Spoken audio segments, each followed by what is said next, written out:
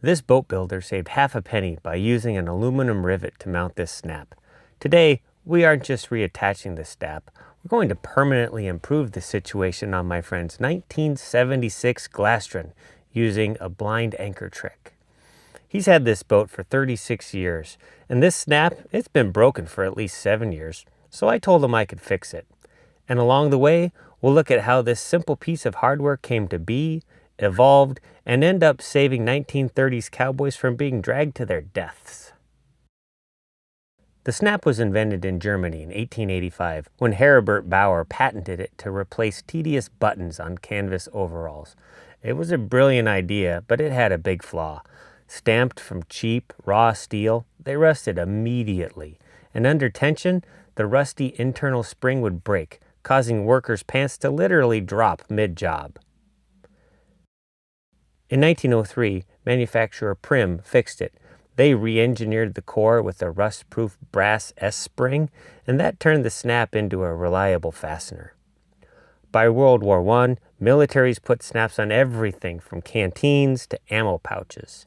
But a critical flaw emerged. They released when pulled from any direction. So if the gear snagged on something, the snap would pop open and the soldier might lose their load. That battlefield failure led to a 1917 breakthrough, the directional snap, trademarked as lift the dot. These are darn near impossible to pull apart unless you lift from one specific side. Alright, let's pause the history for a second and talk about the core of this fix. Traditional marine epoxies are very rigid when they cure, but this snap will have forces yanking it from all different directions. Rigid epoxies crack under that stress. That's why we're using G-Flex 655. It's engineered to flex and absorb shock. The other reason I'm using the 655 formula is that it's pre-thickened into a paste. I mean, if I just use regular liquid epoxy here, that flotation foam inside the gunwale would just suck it up like a sponge and leave problematic voids in my repair. Before I fill this, I made sure there was a wider cavity behind the fiberglass. When the epoxy cures, it'll form a solid mushroom-shaped plug, and it's going to be darn near impossible to pull this plug back through the fiberglass hole. By the 1930s, rodeo cowboys discovered these snaps could save their life. Sewn-on buttons wouldn't give. A bucked rider would snag his shirt on the way down and get dragged to death. Metal snaps popped open under tension, letting the cowboy slip free. Bare-chested, but alive. That's why Western shirts still use snaps today.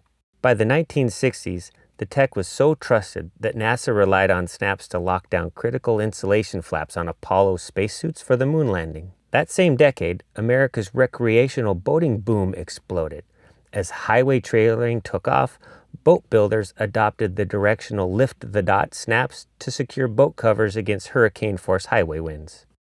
A factory pays 1 to 3 cents for a snap base. To save fractions of a penny, they pop it in with a rivet. That's what failed here. But the mushroom anchor we created out of flexible epoxy, that's not failing. This repair should outlast the boat. And the next time my friend snaps his boat cover shut, he'll be standing next to 140 years of engineering and one properly installed snap base. Problem solved.